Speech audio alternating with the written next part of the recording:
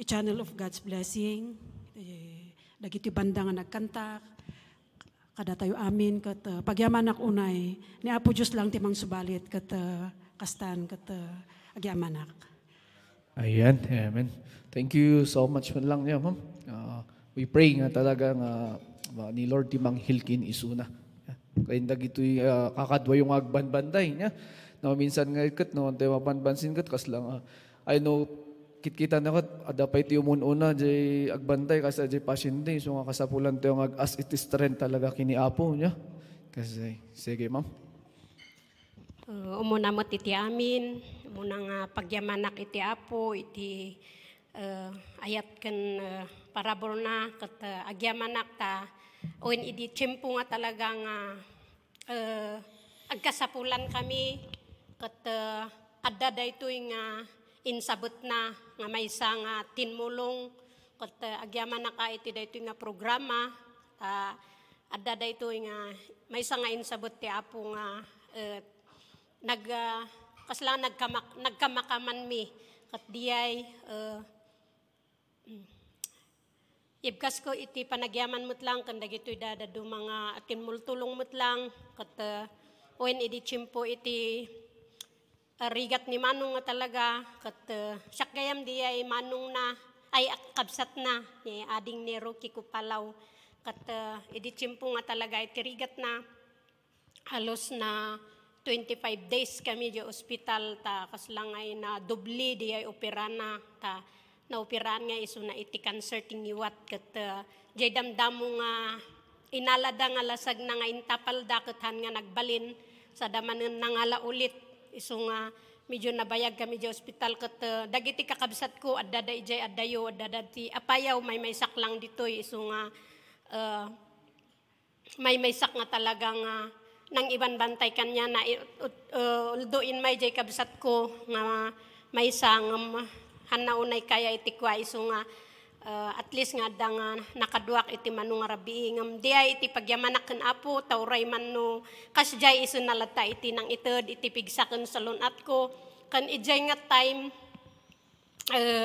pagyamanak nga ken Apo ta ijay met lang nga time ket no kitak piman dagay da kakaduami nga bantay ket awanen nga iti talaga piman nga pagidaan da kakaasid nga agdudumog ijay tugaw nga maturog ket pagyaman na kanyami ta adda nga iti space nga bed piman ijay ayan mi nga iso iti kaslangay nga mas priority kami ket diyay unay iti pagyaman na iti Apo babaen iti karkararag ket oray man no kasjay adda ta iso na nga nangayaywan kada kami ijay ospital ket jay kabsat ko nga iso nga tinulungan yung akabsat adda pay lang iso na ijay troin paawid ko iso na jay ayan mi jay apayaw ket madama pay lang agpapaimbag iso na ket diyay adu ti kayat ko nga pagyamanan ni Apo Diyos latan iti kwa ket iti amin nga tinmulong haan mi man nga masubadan dagitang amok ken patyok nga ni Apo Diyos ket isunan to iti mangsubad kada kita. Sublik ti dayo gloria ken panagyaman. Amen. Praise the Lord.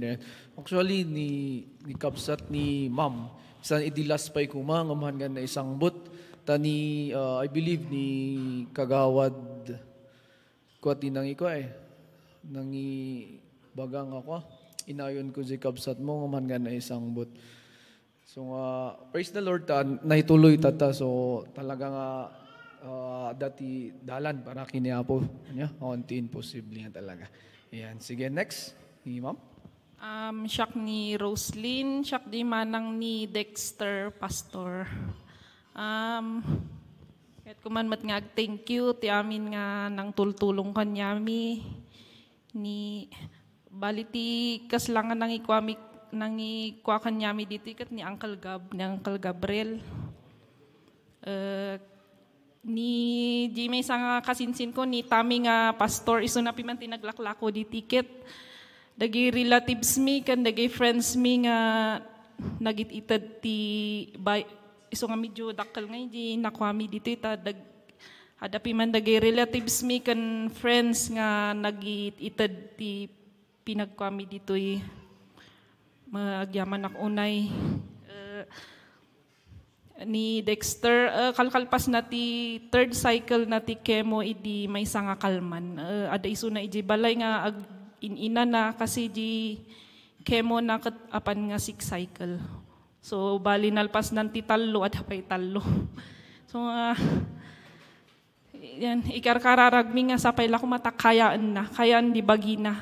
Medyo tatangay kat rikriktaan nan nga di side effects ti chemotherapy. Karararag ko nga amin nga beneficiary kat makwada ito nga sakit da. Agyaman ako na sir. Amen. Sige. Sige mo. Next. Good afternoon po sa inyo. Ako po pala si Mika. Ang anak ko po ay si Jezrahaya. Mahirap sabihin yung pangalan niya, Jezrahaya Sepal. Pero we call him Raj. Meron nung January 14, diagnosed with acute myeloid leukemia, AML. So yung mga iba pong beneficiaries, nakasama namin yun sa BGH. Sa ngayon po, actually po nag-chemo din siya. Series of tests, dalawang protocol ng chemo. Kasi yung unang protocol, katulad na sasabi nga niya na may sessions or may series. Yung isang protocol niya, instead na namatay yung mga cancer cells, nag-blast pa. So they tried another protocol, which is, yun ang talaga ang lalakasan ng gamot. And then, but we praise God kasi he survived that one. Supposed to be 5% ang cancer cells dapat, but he has 25. But we praise God kasi bumaba from 69 to 25. Sa ngayon po, stop mo namin yung chemo. The good thing, nagpunta ako ng NKTI for second opinion. They told na kailangan niya ng 2 test para malaman kung i-profile yung AML na yon. So, para tamang gamutan yung ibigay sa kanya. So, we praise God kasi I know the Lord paved the way ever since. Sabi nga namin sa anak ko, rise above, yung encouragement ng tatay, of course my husband, rise above the situation. Mabuti ang Panginoon in spite of this. Hindi ka naman padadaanin nang wala siya. So, yun din ang kabutihan ng Panginoon kasi noon pa man, alam na namin na ni-prepare niya na. Actually, we are very thankful. Our heart is filled with gratitude. Unang-una, syempre, sa Panginoon. And then, of course, sa mga ganitong event, actually, hindi ko po ito alam. It was shared by Miss Annabelle Damoking, isa pong naging beneficiary. And even yung hindi ko na siya nakilala, ang nickname niya lang sa FB is December born. So, I know those are people na pinadala rin ng Panginoon. Kayo din, thank you very much po sa inyo, sa mga coordinators, even the technical people, the sponsors. Alam niyo po, huwag ko kayong magsawa na sumuporta sa kanila kasi may pinatutunguhan po yung tulong niyo. And then, ang update ko lang po kay Raj, since hindi pa siya uli nag-chemo, he's doing fine, nag-grow na yung hair niya.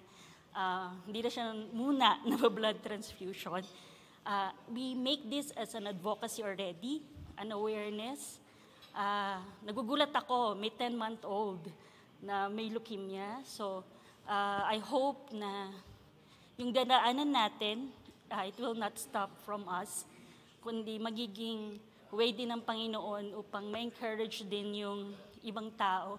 Sabi nga ni Attorney Bawang, it's not the why. Ang gawin na natin ngayon, how. Anong gagawin natin? So, huwag tayong maging talunan. Ang ginagawa namin, may human responsibility pa rin naman. Of course, the Lord will provide, pero meron din tayong responsibilities. So, sa ngayon po, yung food, be careful with that. And even, meron ding alternative medicine na I know na ginagawa din ng Panginoon na way yon. I learned that one 20 years ago. And now we're using that one for Him. Kaya, even that one, the Lord paved the way for us. Hindi kami nakarating dito ng overnight. So, we praise God for that. And yes, we keep on encouraging, even the mga nagbabantay, even the family. Hindi lang yung pasyente ang nahihirapan. So, thank you very much for the people who, grabe, imagine, gawin niyo itong bagay na to, hindi niyo kami kilala. So, we are very thankful for that. So, we give back all the glory and praises to God. Thank you. Ayun.